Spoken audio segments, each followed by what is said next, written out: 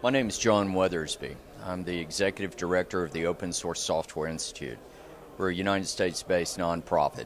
Our mission is to promote the adoption and implementation of open source software solutions within the U.S. federal, state, municipal government. It's an honor to be here today to talk to the Canadian government representatives and to share the lessons that we've learned and hopefully to learn some things back on promoting the promotion and adoption of open source solutions throughout public sector entities.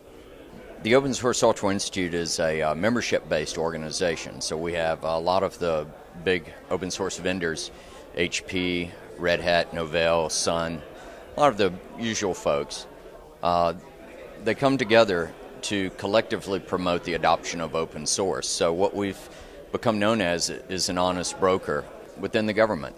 We try to bring technology-agnostic solutions, not vendor solutions, to the table, because we believe if we work together, we can help expand the size of the market for open source products and services within the public sector.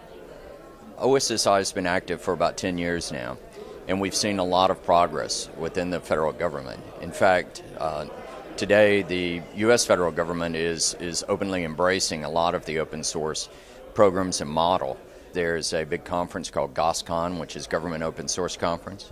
The White House even announced that they had switched their website over to an open source platform. And the CIO of the U.S. Department of Defense just recently put out an open source guidance document, which stated very clearly that open source is a viable option. It is a product and it can be considered and adopted just like any other product that's out there. So it really levels the playing field. So now it's up to the industry guys to come in and provide service and support and help grow the market. My role is primarily to address the U.S. federal markets, but you can't do anything in a vacuum. It is a global economy, and open source is truly a global phenomenon. So I do go around and speak to other countries, other governments around the world. Recently did an event in South Africa, here in Canada today. We've been invited to speak to the EU in December. What's important about that is that, like I said, open source knows no boundaries. So people around the world are constantly developing, and what we try to do is share the knowledge that we have with others, and hopefully they will share back. We stand on the shoulders of giants, so there's no one person or one entity that's driving it. We're driving it together.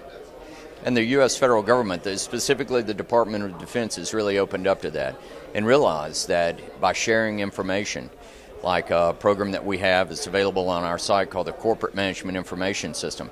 It's a program that was developed by the U.S. Department of Defense, and they're making it freely available to any government or non-government entity around the world. I think that's a big step, especially for the U.S.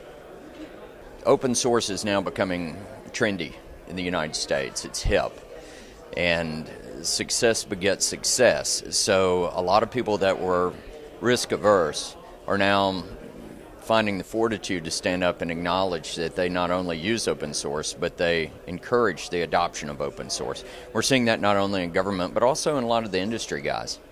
So we're going to ride the wave while it lasts and hopefully make as much progress as possible, and we'll see where it goes.